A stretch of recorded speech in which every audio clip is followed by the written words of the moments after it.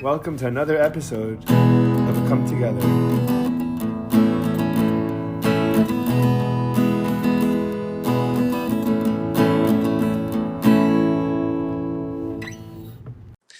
And we're live. Hey, Amberly, thanks so much for coming. I really appreciate it.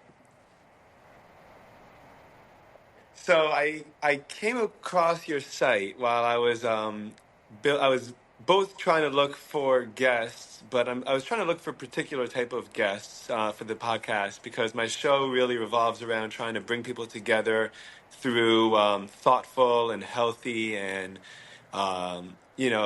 I guess mature and out of the box, and really healthy, fun conversations that really could help bring people together. And I came across your site and I came across your story, and I was just so blown away. And I was so I thought to myself it would be such a privilege to be able to talk to you. So I sent you over the email request. And much to my surprise, I think maybe after a couple of weeks, I got a response, and it really really meant so much. So I'm not gonna. I know you've talked 100,000 times about, your story. I might ask just for a 2-minute recap, but you, how old were you I when was the car 18 accident when I was happened? in my car accident. Hi, yeah. Okay. By the way, you don't have to put the camera on. Oh, The sound will be perfect. audio. Well, then, The yeah, then I podcast will won't be even worry audio. about So that. whatever I'll you just say prefer. hello. But hi. Hello there. So it happened at 18, and I wanted to talk to you just after looking through your website, uh, and get a little bit more of an idea as to who you are rather than the accident that happened to you. I think that's really the important part and really the beautiful part. So, accident happened. You were diagnosed. They said that you would not be able to use your legs and never be able to ride horses again. You've been passionate about horse riding since you were 3. Um, and yeah, that's. I mean, I'm sure that sounds Yeah, I like a mean, yeah, I real mean, Spark Well, Notes you version. give the But short version. is I that loved the horses general my whole gist of it? life. I rode all through junior rodeo days up into high school. Then it was my right after my senior year that I was involved in my rollover truck accident, where I was ejected from my truck, hit a fence post, broke my back, and was paralyzed from the waist down. So then we had to start life over. Yeah, yeah. So, oh man, okay. There's so many different directions I want to go, and I'm not even sure where to begin with this. Um, you started riding horses when you were just a kid, and you come from a big family, right? You come from you have 5 siblings. I also do, by the way. I'm the oldest of 6, um, and I think that, or at least my perception, is that being part of a big family kind of already forces you a little bit in growing up to develop a kind of sense of individuality because there's always so much chaos going on in the house, and you're dealing with older siblings, younger siblings, whoever it is, and there's a lot of learning and there's a lot of figuring out how life works, with your siblings starting from a really really young age. um, how were you how aware were you of this, and do you think how much do you think that contributed to your ability to start your life over at 18 when you thought you had everything worked out? And, can you tell Well, me a I little bit tell about growing people up in such a first big that I family? feel like I had the perfect combination of parents. So, my dad, being a Major League Baseball player, knew what it took to be the best, and he expected nothing less of his children. So, Hmm. we were definitely, I want to say, like, really, we had to decide what we wanted to do for the rest of our lives at 3 years old.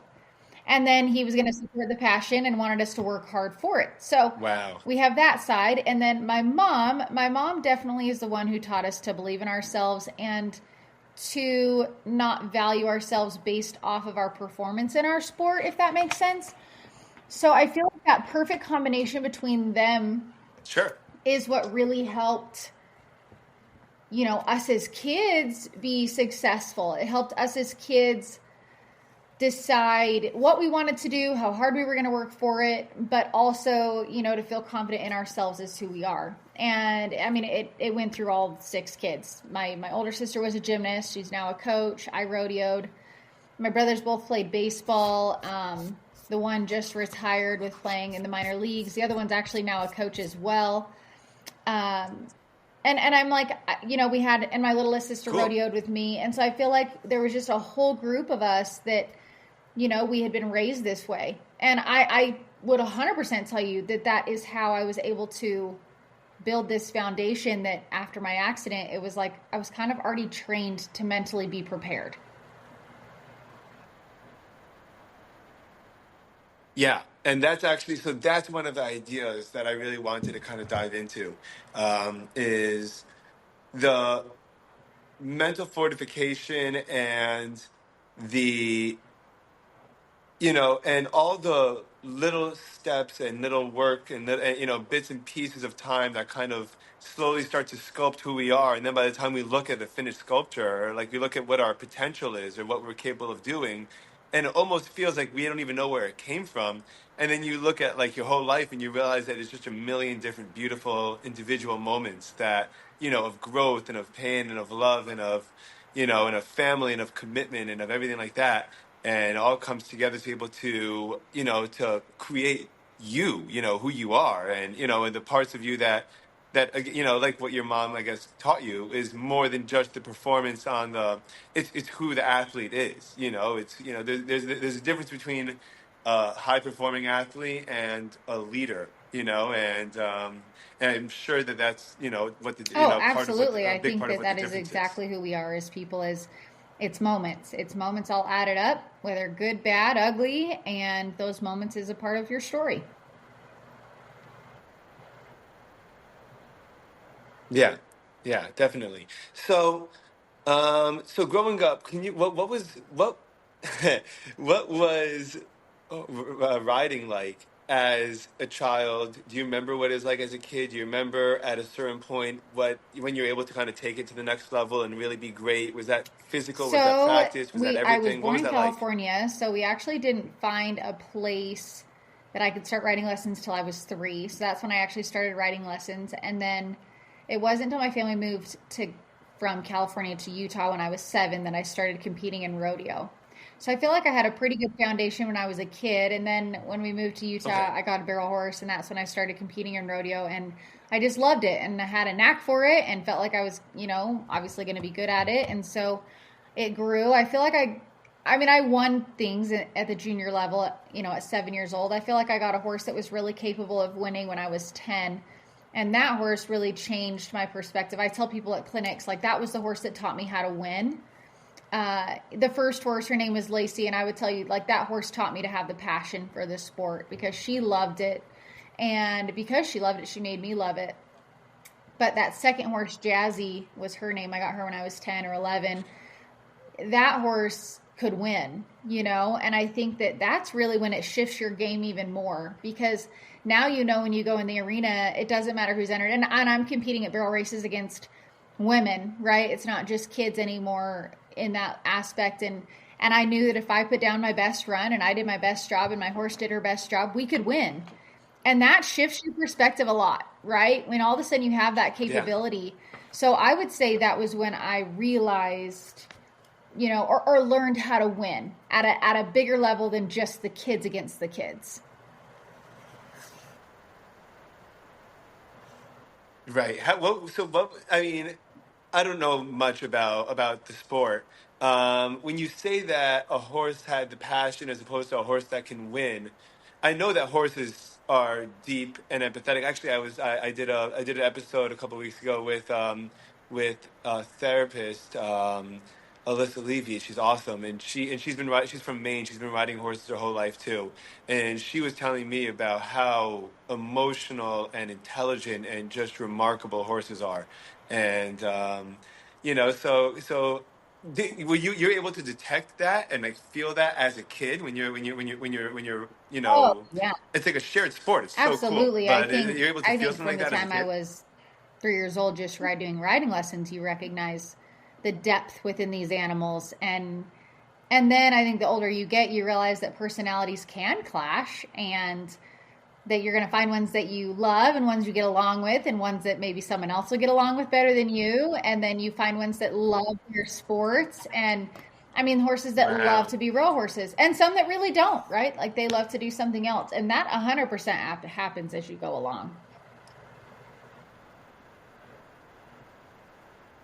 Wow. Yeah, definitely. That's so cool. That's so creative. And I guess it's just a feeling, right? I mean, like, ha, ha, do people describe like, is there a way to tell when you're kind of feeling out a horse? Is it something in the tension with with its body? Is it something with its response to you? Like, what, or is it just, a feeling, Both. like, I would say it's almost like a definitely spiritual both. I connection? would think that there's an emotional connection, a heart connection that you feel with that horse. And that's what really takes you to the next level with a horse, I would say.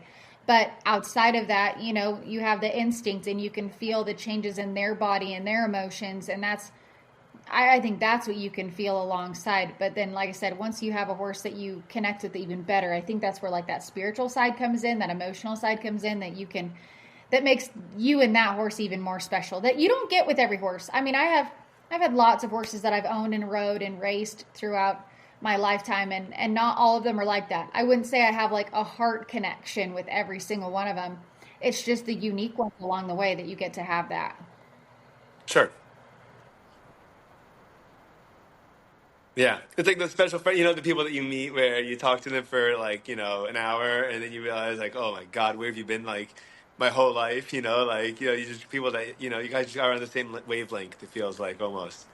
It's really cool. It's really, really beautiful. So you're 18, this happens, this accident happens, you are thrown out of your truck, and you're told that you won't be able to get back on the horse for your entire life. 4 months later, you're back on the horse. Is this, looking back, was that like a defiance? Is it your nature or personality to kind of be like, oh, you're telling me I can't do this, so I'm going to do this? Or was it something that you just didn't accept, that you knew wasn't going to be the case? What was your perspective like at the time?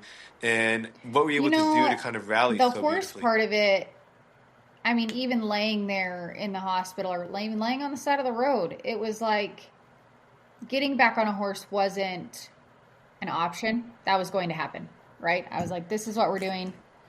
I don't know exactly how I'm doing it per se, but this is what you're doing. But I think also because I had that tough of a mentality, when I did get back on, that was shattering for me. But prior, yeah, because The first time you got back on it. I realized it wasn't going to be the same, right? Like I had told people, I had told myself, I had built it up to myself, like I'm getting back on a horse and it's going to be magic, and that will not change, right? Everything else is going to change, but that can't change. That's my world. And of course, it's not realistic, right? And so it really didn't get me as much that doctors or people were like, hey, like this is going to be hard. Because I was just like, you don't freaking know, like you don't know, like this is what I do, like this is a part of who I am. So like you don't understand. When I realized that it wasn't going to be the same, that that was hard. I mean, that was when I was really crushed to realize like, oh my gosh, I bet. this is my new reality.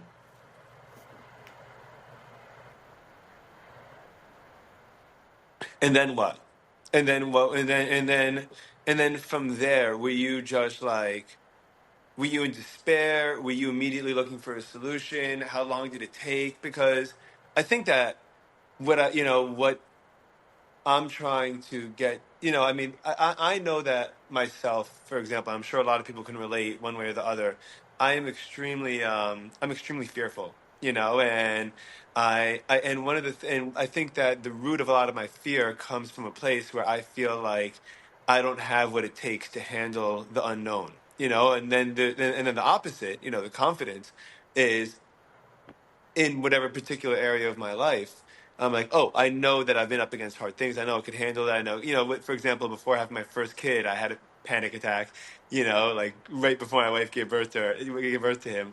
And then the second time around, I was about to have that panic attack, and I thought to myself, Yeah. wait a minute, like you did this. Like, it's not going to be easy, but like you've done this before. Like, like this is you've shown yourself that this is something that you can handle, but until but that first time, time that I was not aware that I could handle something like that. That's kind of when the whole world felt like it was crashing down around me, and I don't know if I was going to be able to handle it. And and I think that part of what I did was I almost went numb, for a little while until I was able to slowly kind of feel myself back into myself, into back, coming back to myself again and saying, "Hey, Ephraim, you can handle this. You could do this, and it's fine."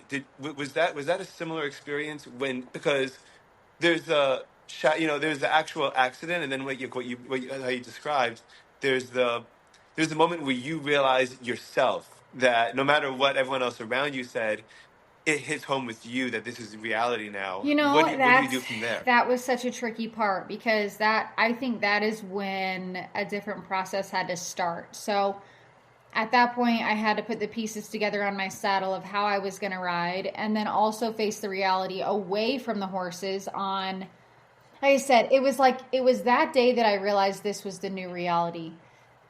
Prior to that, obviously it's very hard and my body is not working like I want it to, and I'm facing all these challenges, but I kept just thinking that once I get back on a horse, it was going to change. And so when it didn't, that's when I really had to start to face all of the changes mentally, emotionally, physically, spiritually, on and off of a horse. And we went through the process with the horses of getting a seatbelt, getting them some straps for a little bit.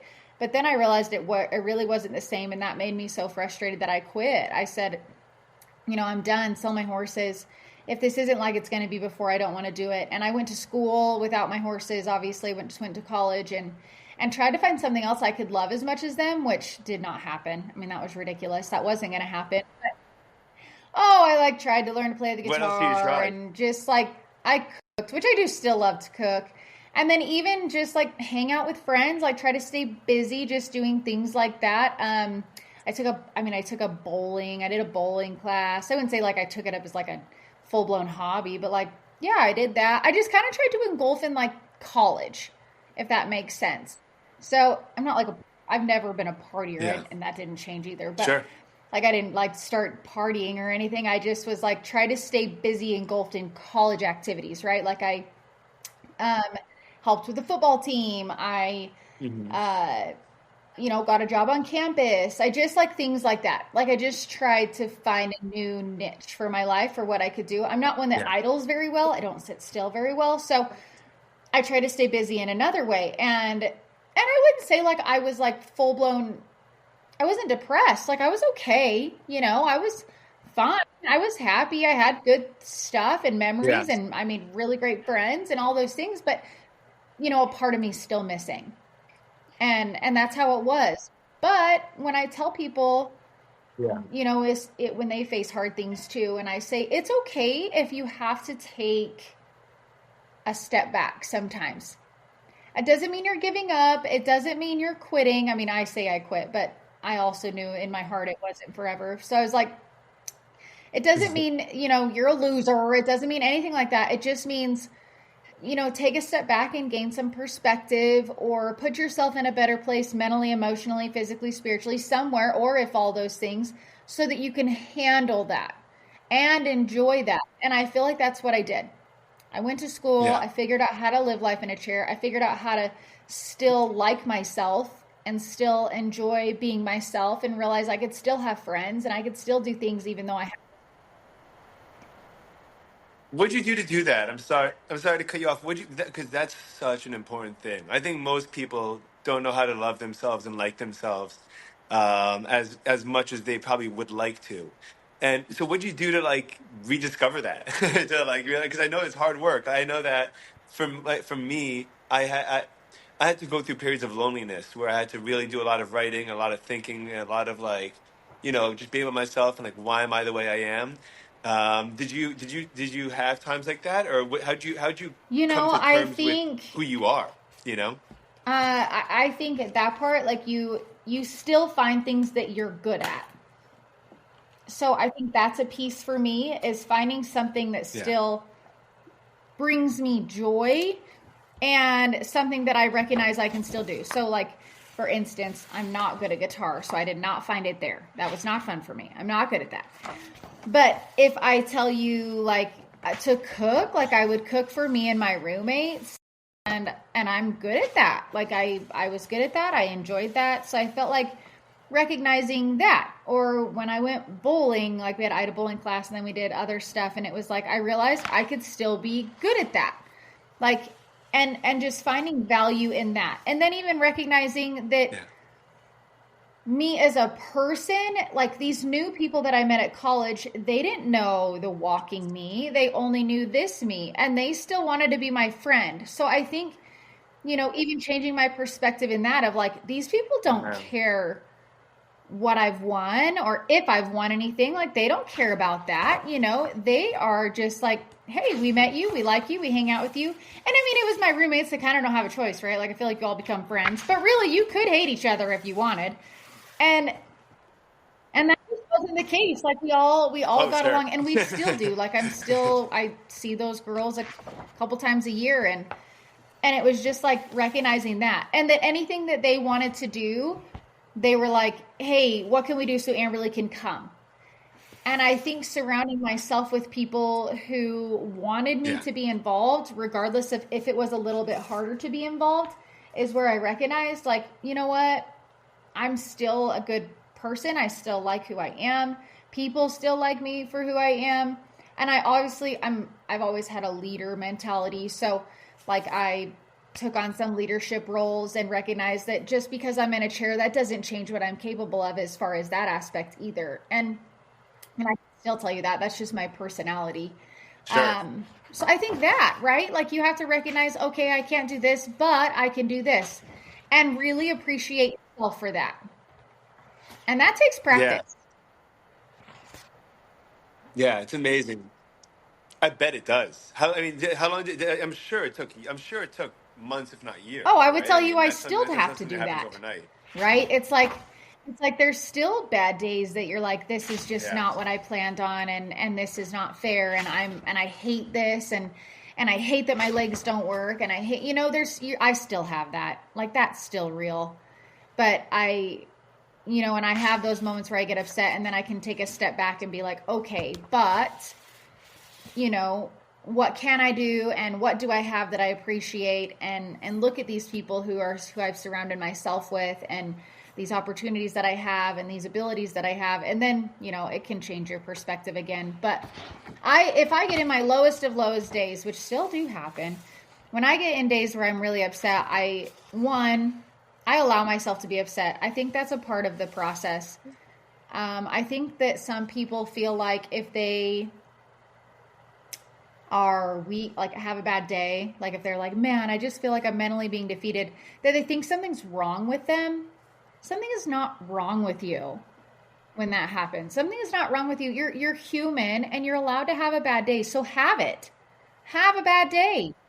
And then recognize that tomorrow can be a Yeah. different day. But I remind myself all the time. So, like I said, one, I let myself feel those emotions. But then two, I remind myself somebody is praying for what I have. And that sure as heck humbles you right back to, Yeah. okay, you're okay. Yeah. Definitely. Definitely. It's really interesting. So, and I guess just listening, from the outside looking in,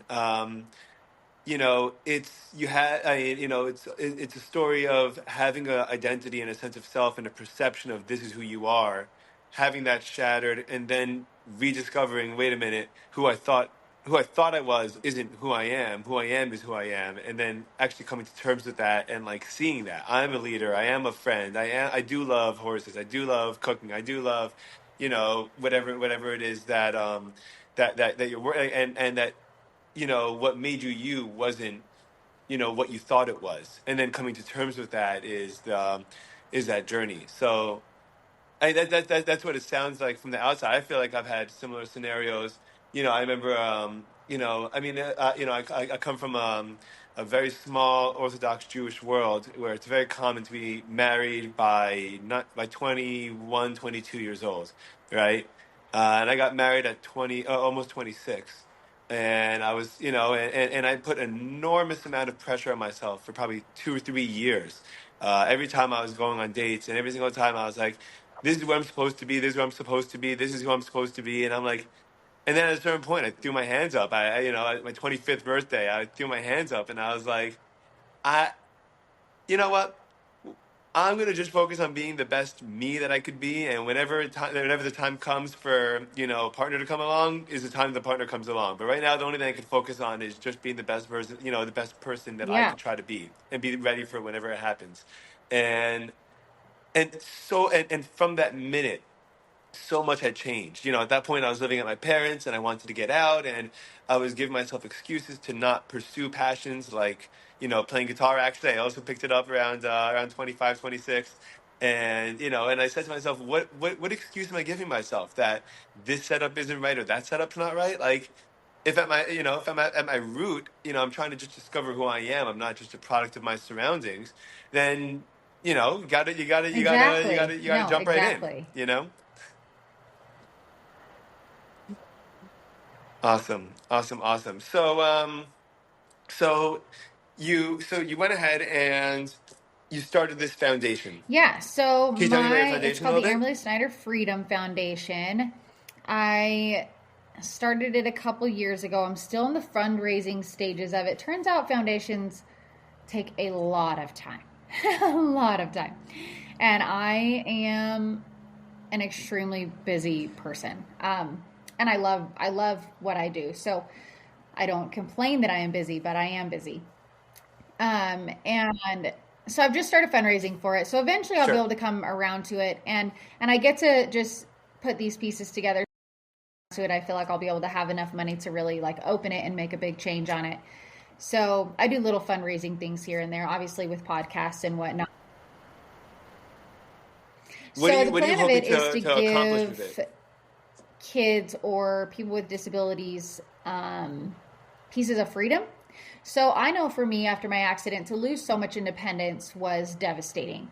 And so I want to be able to allow people or help them get that independence back. So whether that's hand controls in a vehicle or a ramp in their house or be able to make something accessible that wasn't accessible to them.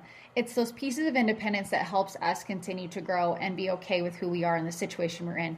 So that's what it's going to do. It's going to give pieces of independence and freedom to people. Beautiful. Beautiful. That's really amazing. It's really amazing. I wish you lots of success with it. I'm sure it's going to be. I hope it impacts and touches a ton of people. What was it like having a documentary made of you? I watched the video where you said at first that you weren't really into the idea of it. Um, and I guess I could ask you after. What was it like working with Netflix? Was it only Netflix that was reaching out? Was it something that you had in mind, never had in So mind? What was the originally, story behind that? I actually had a little small production company reach out to me and ask if they could make a movie about my story, and I told them no. But then I talked to my parents, and I came back and said okay. So that is what happened, and then they. Well, I didn't What was feel the initial like I have hesitation? done something that I wanted to like make a story about, if that makes sense. Like to me, I was just back on a horse winning yet. And so I'm like, it's not cool that I just Yeah, got sure. back on a horse. Like I want to be able to be winning. And at that point, you don't realize that people are like, no, what you're doing just right now is incredible, right? So for me, being as competitive as I am, I'm like, well, if I'm not winning, it doesn't matter. I do have moments now. Obviously, I still like to win, but I do have moments now where I'm like, oh my gosh, like I realize I really am the only one doing what I'm doing. And honestly, it is pretty incredible that I still get to do it and at the level that I'm doing it at. So that I do have moments that like I even bring myself back to that. But so when they asked, we ended up writing the script and then their contract dissolved. It just ended. And so then I ran in the American in 2015, and another company came on, and I said no again for the same reason. Well, this time around, actually, I was more like, my family's been through enough the first time. I really don't need them to relive this. But after, I'm sorry, what was the initial script or working on a script like? Because did it have a script about like what the conversations were going to be like? Did it have a script as to a narration? What was that like? Just because I love writing and I love the backgrounds and stuff. I'm they just came curious, like what was that so they process came to my like? house and interviewed my family and me, and then put together this story. So that's what Gotcha. we did, is that yeah, so they came and we interviewed pieces of my family, and then they pulled different stories, I would say, from members of my family, and they were like, okay, and then they pieced it together to write the Hmm. script, and then obviously they showed it to me and were like, hey, do you want this? And I at that point was like, all right, I want to make sure that this gets thrown in on a story, or nah, that really, I don't really think that needs to be included. We were able to piece it together that way. Yeah. Okay, gotcha. I was curious about that. That's really interesting. Okay, so at this point you got the script. You see some things you like, some things are okay. Some the deal falls apart. Another deal happens. You say that you don't want your families to deal with that again. Do you have the material at this point? Those interviews, or is that with whoever That was the initially initial reached reach out to out, you? that we did those interviews and things, and then like I said, they wrote the script. Yeah, well, they Gotcha. So actually you had ended to do up this whole thing buying that again. script from that other company. Okay, cool. Gotcha. And then how hands on was it?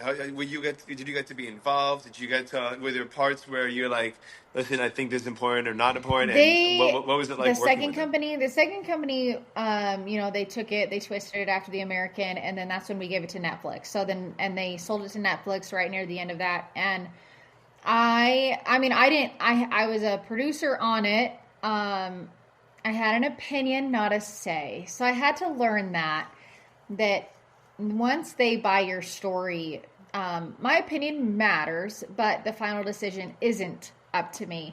And that was kind of difficult on a few different things,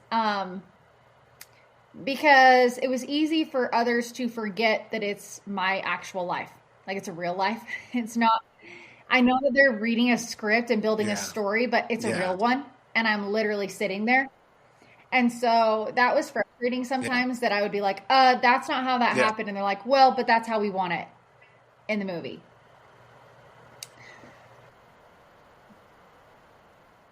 That I was actually curious. That's reinforcing what I had a feeling about, and I was nervous about. So what was so did that happen often, or that was I just a couple of mean, a times? few times. Okay. Okay. So then when they have the finished product, um,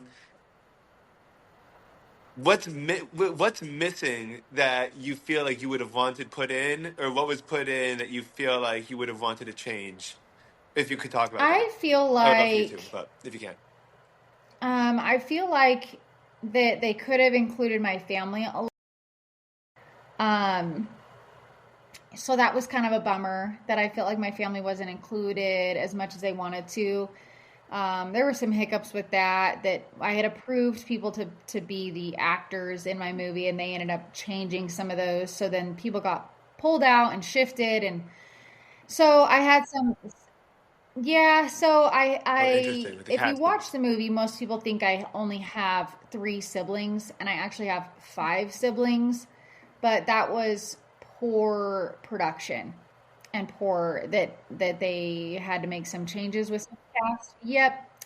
So I wish that that had been better. Representation. Really, that's my Yeah. biggest complaint. I think that, if knowing what I know now, I wasn't on set every single day because I was still trying to rodeo that summer. I feel like, knowing what I know now, I would have skipped that summer of rodeo. I would have skipped that summer of rodeo and been there every single day, just for small things that could have been better. Not that probably many people even notice those details, but Hmm. I do. Yeah, Yeah, I do. But And for so I you think I would have and your wanted to family, do for those sure. differently. But, realistically, like overall, I felt like the movie did exactly what it was supposed to. It helps a lot of people, it served a lot of purpose, and that part I appreciate. Yeah. Did you immediately get people reaching out after that happened? Did you see like an explosion of reach outs, or was it slow, or what was the general because there are times where where I'll watch things on different documentaries or different shows or even YouTube videos, and there are times where I feel like I really, really relate and connect to this person. I'm going to reach out, and then there are times where I watch it. I'm like, okay, that's fun. Did you get a lot of reach outs after it came out, or did you notice there was a particular you know, a particular, um, person, person or place that these people are from Oh that were yeah, reaching out I that still that do. related to I you? definitely still get a lot of that. I get a lot of people that just watched my movie or have watched it, and this is all over the whole world, and I get messages from them. So yeah, I still get, and it was overnight, right? Like when it was released, I got so many messages, and then I felt like that stayed pretty big and strong for like a year, honestly.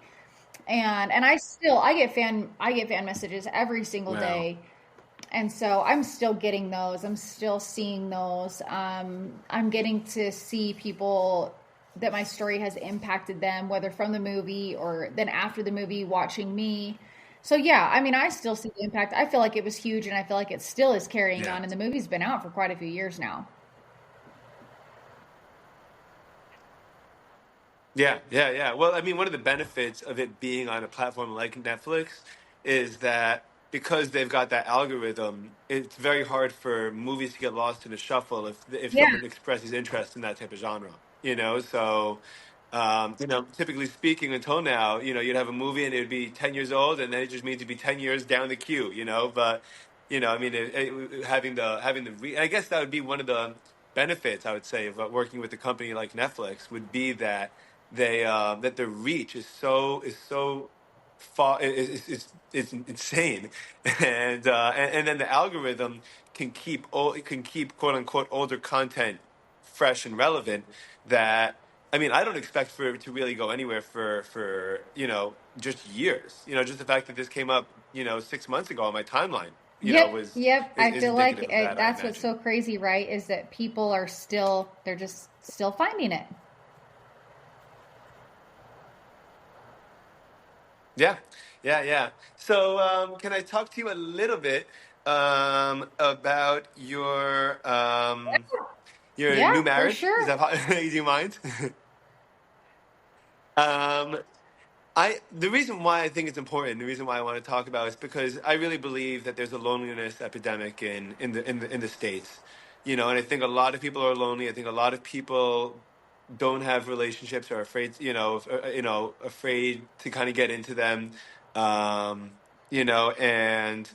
there's, I think that I think there's a disconnect between people, and it's funny. I actually just got back from Europe. I was in Amsterdam and Barcelona, and um, and one of the things I noticed about those places was that people tended to be more friendly, more social, more interactive. When you're in the supermarket, people's headphones weren't in, and people were not afraid to make eye contact or look around and say hello to people.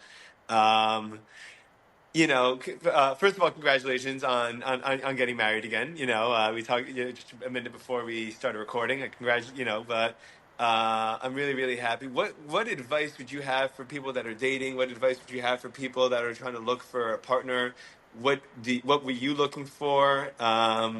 And see if we could kind of Oh, give people some advice and help from there. I've always been like kind of picky, I would say, on what I was looking for, and I feel like everyone should be, um, girl and boy alike. I think that you should be picky and knowing like when you're looking for your life partner, that's exactly what they should be, right? Your partner should be somebody that is there for all the realms. So that is in your passion, that is at home, that is in your love, like all of those things. And so, I mean, I was picky in what I was looking for. And I will say, I think that the chair eliminates some people just immediately because they just don't even want to try to be in that. And I'm like, at first that kind of hurt my feelings because I recognized that there was people that I didn't maybe connect with that I would have connected with prior to, and I knew that. But at the same point, once I realized that I Hmm. liked who I was and I know what value I have in what I am, then that was okay. I figured the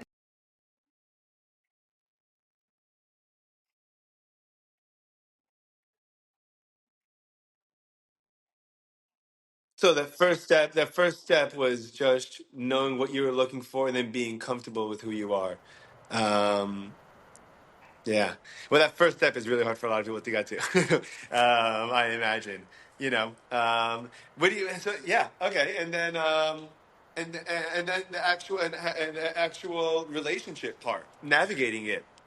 That's the hard part, right? That's where finding I guess almost finding a person, as crazy as it sounds, is actually I'm sure one of Oh the easier yeah, and parts of a relationship, I mean right? my It's the life is actual work that so goes into it busy after. and hectic that also finding somebody who was okay with my busy life, that was also a part of it because I'm not home every night. Like I'm not ever going to be home every night. I'm on the road quite often. And so I had to find someone that was okay with that and handled that and didn't make me feel guilty for that. And so that is also one of the pieces that I think is important is the person that you end up with needs to be okay with the lifestyle that you have. Not that adjustments won't be made. I've made adjustments. He's made adjustments. But that you don't want somebody that Yeah. you dated that was like, hey, this is cool while you dated, but now if we're like together, I really want you home every night. Well, that's not going to work. Like I'm the same person I was in the beginning. And that part, I mean, and even navigating the dating Yeah. world, that was a Yeah. struggle with some people is that they didn't like how busy I was. Yeah. Yeah, for sure. It's my sister. I was talking to my sister-in-law who's currently, going through the whole dating process and, trying to find her way through it. And one of the things we were talking about was she was like, there's a guy and we get along so well, but like, I'm not sure if like, our backgrounds are going to be quite the same, or like, the way that what our expectations of like day-to-day life and values are going to be like. And I was like, I think I think that's something that most people kind of are willing to put aside for a little bit is, that like, it's so exciting when you find someone that you just get to know and you have that kind of, that enthusiasm that when that enthusiasm does fade away, most of life is day to day, and most of life is the way that you carry yourself, in the minutes, that you don't think about, and in in the little moments, like like whether or not and I don't want to, I don't mean to make it, this isn't as big of a deal, but things No, like, no, oh, it you is. squeeze or roll It's the day to toothpaste, or things like how much you expect to be. it's day to day things. I think it is Sorry. super important to recognize that the person you're with is that you mesh. You've got to mesh. Yes. Yeah. So where's your favorite Oh place to man, travel I've around the had country? some really fun places. I have spoke in 45 states now, and I've actually been to 47 states, so I've nearly covered the whole Nice. country. And I love. Let's Where are you see. missing? Because I'm at like I will tell 40. you. I have it written down. So yes, I just went to Have you been to Alaska for my Alaska? honeymoon actually. So it was amazing. Oh, how Yeah, was it it? was You went in the amazing. We did a summertime. It's probably cruise. We incredible. left Vancouver, Canada, and then went through Alaska, and then came back up to Canada. It was Amazing. I've been dying to do that actually. I lived in Seattle for a year and I love the Pacific Northwest. And I've been dying to go on one of those cruises. It was amazing.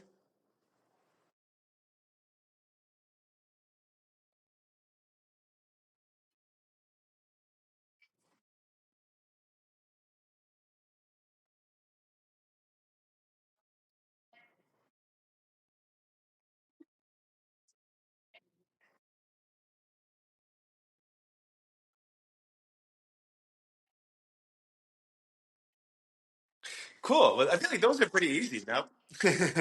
And especially in the horse riding community, right?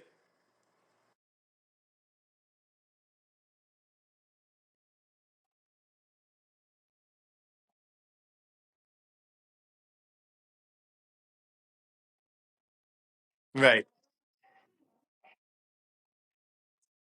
What's your process for before speaking? Do you get pregame butterflies? Do you take notes, bullet points? Do you have everything pre-written out? What do you do?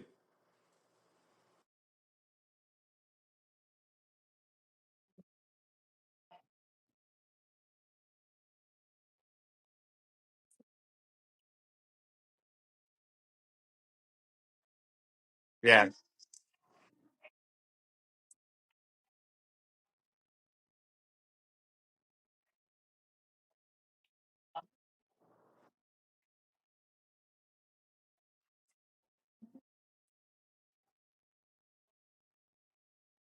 And what's your process for writing? 'Cause sorry, not for writing, for preparing to speak or when you're actually speaking. Because I teach high school part time, and part of the things that I do is I force my English class to give a 5 minute presentation, and inevitably every semester someone gets up and they think that they could talk for 5 minutes about anything, without any preparation, and then after 45 seconds they run out of things to talk about, and and so.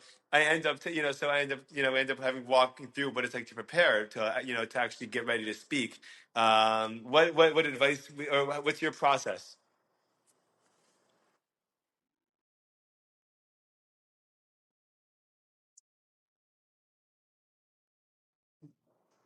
Hmm.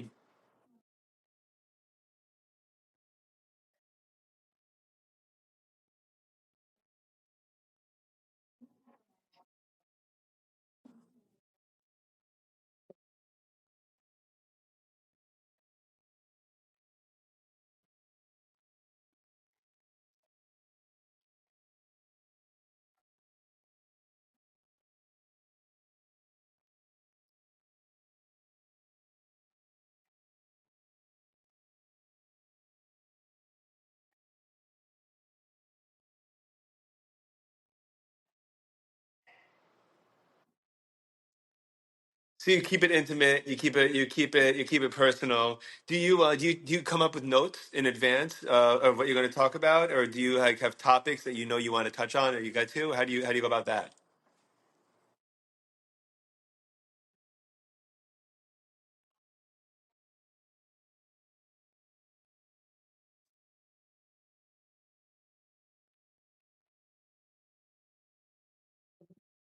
Yeah, me neither. It's tough.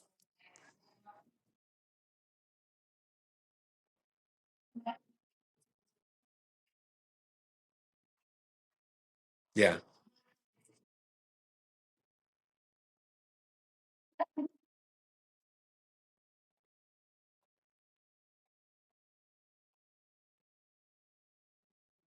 yeah, totally.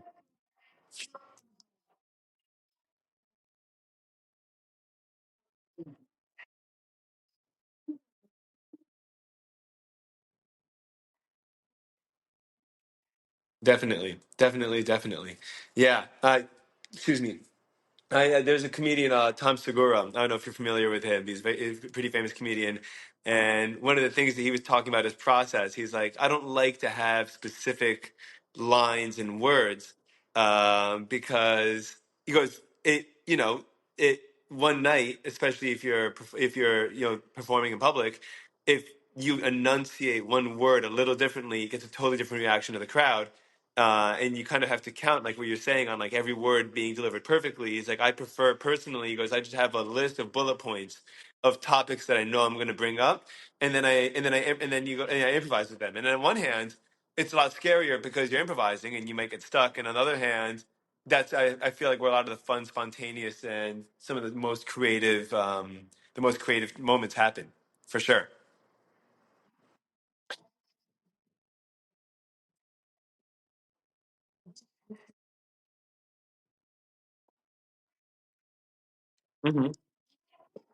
Do you find your stories change over time? Because I find that as I tell stories over and over, things get to become a little more dramatic or dramatized, or anything like that. Do you ever notice that happening?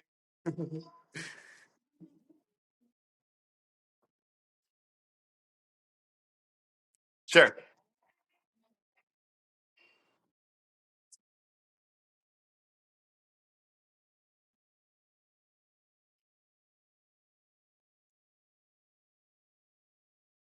Yeah.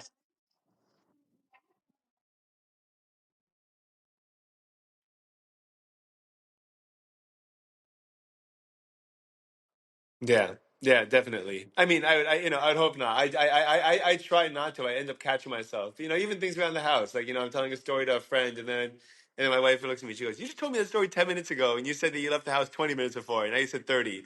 And I was like, "I know. I'm just, I end up getting excited and dramatic about it." So yeah, of course. I mean, I'm not talking about full on, but I think that you also notice that when you're a storyteller, you're telling stories and you're reading along, especially one person or a couple of people as they're going with you, you could tell that there's certain dramatic flares that they're almost waiting for yourself, that like you're looking for something dramatic that had happened or that would happen. You're trying to kind of emphasize it. Um, but obviously not changing the whole thing. So what's next? What are you looking forward to? What do you hope to accomplish the next 5, 10, 15 years?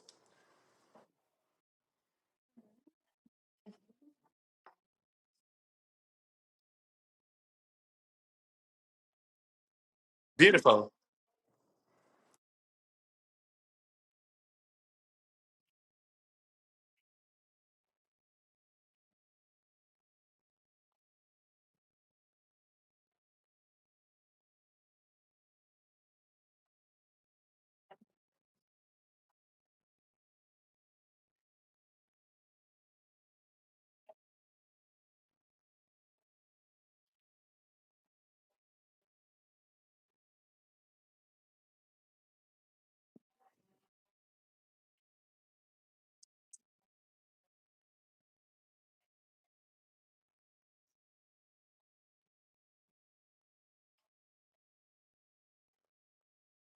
Yes. Yes.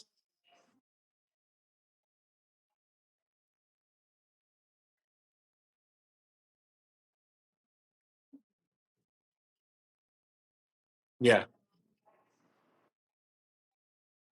Yeah. Yeah.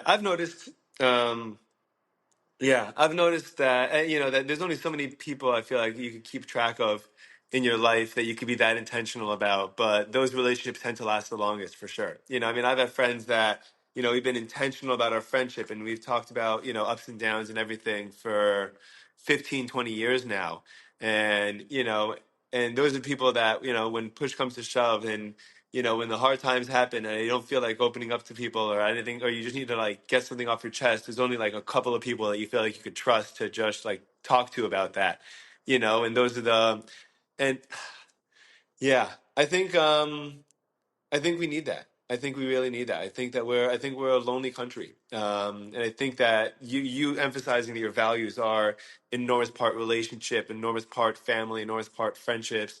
Um, that should be something that I think a lot of people should really think about because uh, that's what's meaningful, that and I mean I think that a lot of I mean I don't come from, I know we grew up in totally different universes. I come from Rockland County, New York, 20 minutes north of Manhattan, but there's always been an emphasis on like work and how many hours you spend at work, and you're almost considered like it's almost considered weird to be someone that was like spending a lot of time with family or like hanging out with friends a lot, and it was almost considered bizarre. But I don't know if that necessarily contributes to people's well-being, happiness, or meaning or purpose in their lives as much.